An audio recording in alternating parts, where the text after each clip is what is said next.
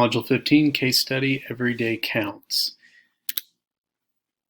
So Section 1 summary. Mr. Rhodes is a first-year principal in a suburban multiple high school district. His high school is Golden Oak. It's a 9 through 12 high school with an enrollment of 965 students. There are plenty of extracurricular activities and a very respected football program within their community. Golden Oak has a low staff turnover rate.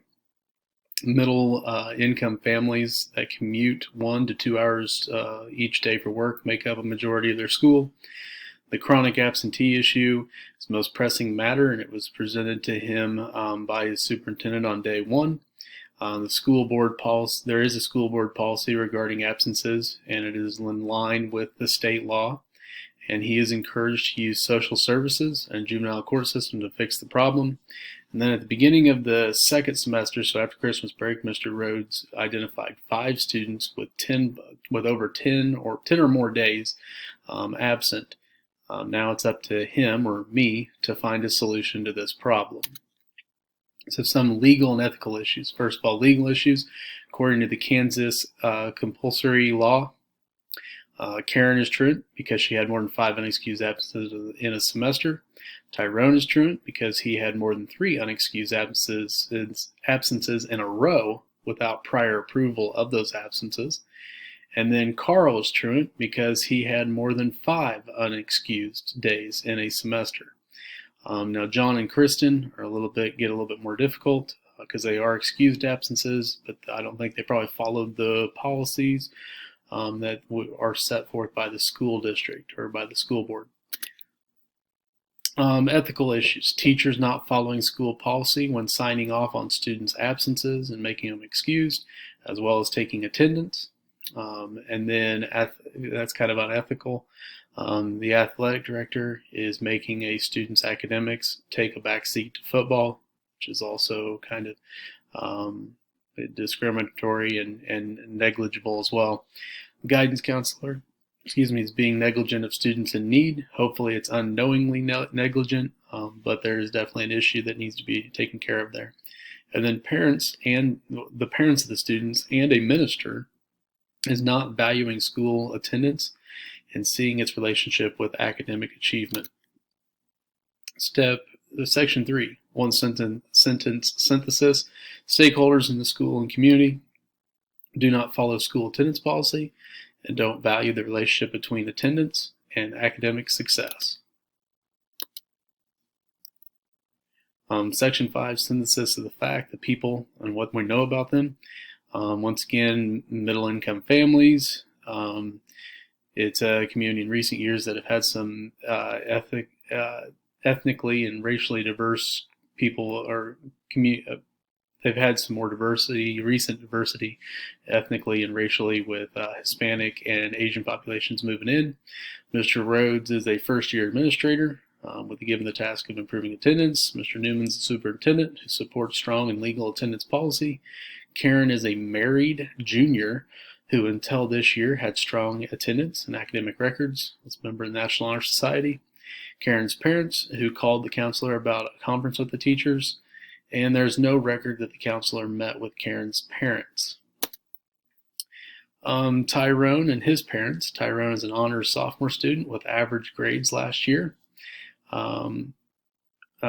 semester, sorry. Parents seem to value his education because of their justification in him missing school for educational purposes and keeping up with his school grades even when he's gone, or schoolwork even when he's gone.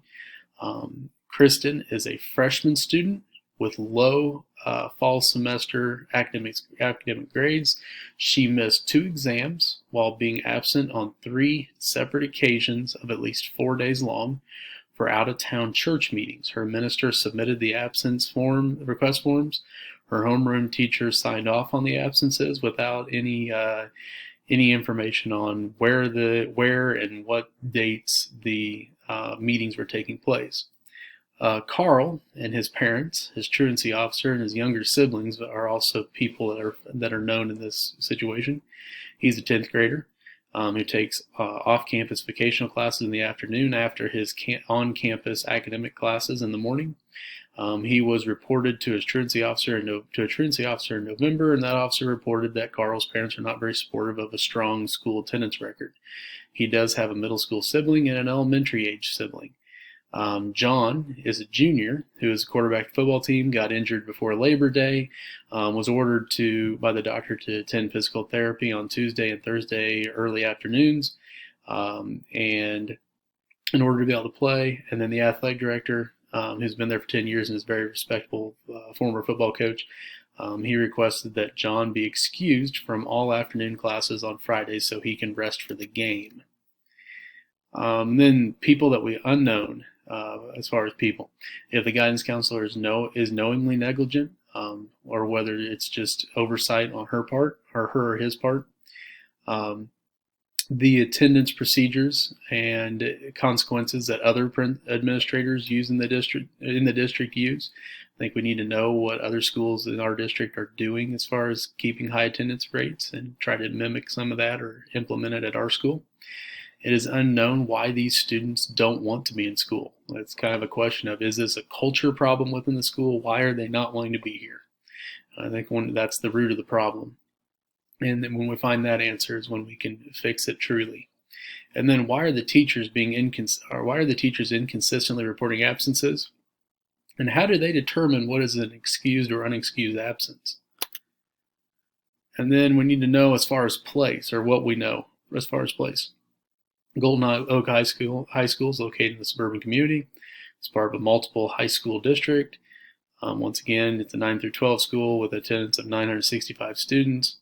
It is made up mostly of middle-income families, and there's some outliers on that, some that live in high-income families and some from poverty-stricken families. Recent years, there's been an influx of Hispanic and Asian families moving into the district. The school has a very low turnover rate of staff, and the school has had a decline in attendance over the last few years. As far as our program, what we know is that Golden Oak High School was once again a public school. And what we don't know is, what does their testing data look like? Are they keeping up with kind of the state standards? Are they behind? Are they ahead? Proficient? And then we also don't know what the perception data is of the school. What do the parents think? What do the students think? What's the overall perception of our school? And then Section 5, review and prioritize the information. Chronic absenteeism affects community because it negatively impacts the quality of education and citizenry of the community. The students have the most at stake in the outcome of school attendance, because potential employers look at attendance as an indicator of workplace dependability. It's kind of setting the tone or setting the standard for being dependable in your career. Teachers and paraprofessionals also have a lot at stake, because chronic absenteeism affects their ability to do their job and educate the students well. I think enough is known to make a decision, and the stakeholders that may need to be contacted is, first of all, Mr. Newman and the school board for advice and approval of the changes, and then after that, the Golden Oak staff, students, and parents to be informed of the changes. Possible options. Option 1 would be to take no action. Virtually, you're going to take on the idea that 5 out of 965 students is a low truancy number, and that you're okay with that. This could likely lead to even more decreased attendance over time. It could compound the problem. Option 2 would be to have a whole staff meeting about the issue and explain the need to be consistent in granting excused absences. You need to meet specifically with the AD about no longer allowing student athletes to be absent every Friday during football season. It's already done. Football season's over at this point, but make sure that it's not to happen again. And then you need to meet with your counselor about possible missed opportunities to assist students and their families. Option 3 would be high school office staff and administration take full control over excused absences. The school board policies on absences are strictly followed and enforced by me as the principal, and you meet with the AD and the guidance counselor just like we talked about in option 2. Option 4, work on improving the culture of the school and the value of the students the value that students see in being at school. Make school enjoyable by making curriculum engaging and worthwhile. making schools safe for all students, and set the tone for building strong relationships between staff and students. The pros for option 1 is it keeps things normal, which is sometimes nice. The cons, positive results are unlikely to happen and will not likely get worse. Option 2, the pros of it, doesn't change any policies, so it does keep some things normal. It could work if all staff buy into the guidance. Cons to option 2, it still gives the decision of determining excused absences to too many people. All the teachers get to determine it, and then some of the staff will likely not enforce the rules and be consistent with all the other staff. Option 3, decision about excused absences can be very consistent, and I will be fully aware of any absences within the school. It still addresses the issue with the AD and the counselor as well. Its cons for option 3 is that in a school of 965 students, I could get overwhelmed for me to do all attendance, excused and unexcused granting, and then I will likely be looked at as the bad guy, which can have some bad side effects. And then option 4, the pros, would be it could likely get to the root of the attendance problem. If done correctly, it will make school much more enjoyable for everyone. The cons, this is going to be a very long process, and it's very dependent on full buy-in from staff, students, and parents. Section 8, choosing the best option, I would choose option 3 to begin with, and then once it's established, begin incorporating some of option 4. I will propose my change in policy to the superintendent and school board, seek their guidance and their approval and their support. And then the change of policy will need to be announced to stakeholders, including staff, students, and parents. So step 1, meet with superintendent and school board, propose a change in granting excused absences and giving that power to me, take any advice from them, and check that they support my decision. Step 2, announce the change of policy during a staff meeting and make sure to remind them with an email later on to make certain that they know about the change in granting excused absences moving forward. Step 3, speak with the AD about the need for valuing school over athletics. Speak with the guidance counselor about concerns of missed opportunities to serve students, and then make a commitment to he or she in helping them to identify students that are in need of guidance counseling services. They need to know that I'm in their corner and supporting them moving forward. Step 4 would be to announce the change in policy to the students, explain the state laws regarding truancy. This would be a great time to have an expert such as a truancy officer come in and speak and present the information to the students. Step 5 would be announce the change of policies to parents via email, newsletter, website, school calling system, or face-to-face, or field some questions that they may have.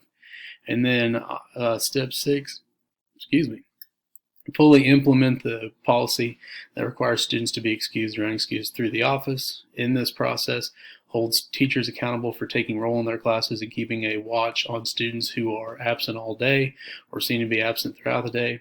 It is vital that this gets established well, so I need to make it a top priority. Step 5 would be keep data on student attendance, and when a trend of absences becomes uncovered, speak to that student and possibly the parents. We basically need to let them know that they're valued as part of the school and that we miss them when they're gone. Step 8, continue to make the attendance policy and excused, unexcused process a top priority, but begin to search for the root of the chronic absentee problem, determine what can be done to change the culture in the school to make students want to be here. This is where your perception data can come in to play, and you can use the perception data to help guide some changes in the culture. And then at the end of the year, compare our data to the other schools within the district and determine if we closed the gap or made a significant difference. Then step 10, make any necessary adjustments to the policies or procedures before the next school year and announce and implement them on day 1. Thank you.